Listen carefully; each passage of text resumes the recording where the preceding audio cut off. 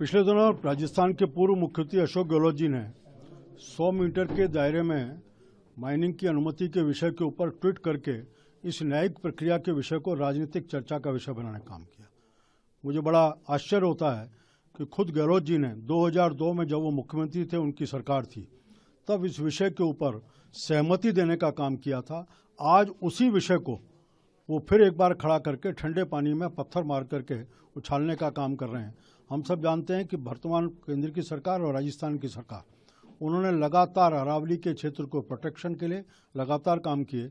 अरावली का पूरा क्षेत्र दिल्ली, हरियाणा, गुजरात और राजस्थान, ऐसे 4 राज्यों को मिलाकर के मिलता है। इस पूरे क्षेत्र में कई मंदिर भी हैं, हमारे टाइगर रिजर्व भी हैं, फॉरेस्ट रिजर्व भी हैं, कुछ हिस्टोरिकल मोनूमेंट्स भी हैं, कुछ इस तरह के सब चीज़ों के कारण बहुत बड़ा एरिया ऐसा है जहाँ आसपास माइनिंग का काम नहीं हो सकता।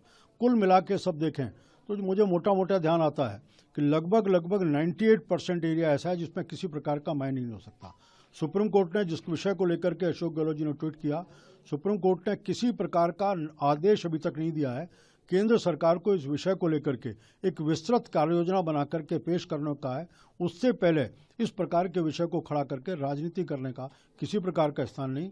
इसलिए सरकार खुद संवेदनशील है, इस विषय को जानती है, महत्ता को जानती है। अरावली का हम सब के जीवन में बहुत बड़ा महत्व है, उसका संरक्षण, प्रोटेक्शन, प्रिजर्वेशन, उस विषय के ऊपर लगातार काम कर रही है। क्या लग रहा है कांग्रेस इस मुद्दे को बनाने का काम कर रही है? कोशिश की अशोक गहलोत जी ने, मुझे लगता है कि, लेकिन शायद उन्होंने अपने खुद के पुराने इतिहास को पढ़ने का प्रयास नहीं किया। पढ़ लेते तो शायद नहीं बोलते। अच्छा, कांग्रेस ने कैंपेन शुरू कर दिया सेव अरावली। अशोक गहलोत जी ने शुरू किया। सेव अरावली की जरूरत था कि 2002 की अपनी सहमति को देख लें। आज भारतीय जनता पार्टी की सरकार लगातार इन विषयों को लेकर के संवेदनशील है, नियम भी बना रही है और अपने सारे काम सबके माध्यम से अधिक अरावली को कैसे बचाया जाए इसके ऊपर काम कर रही है।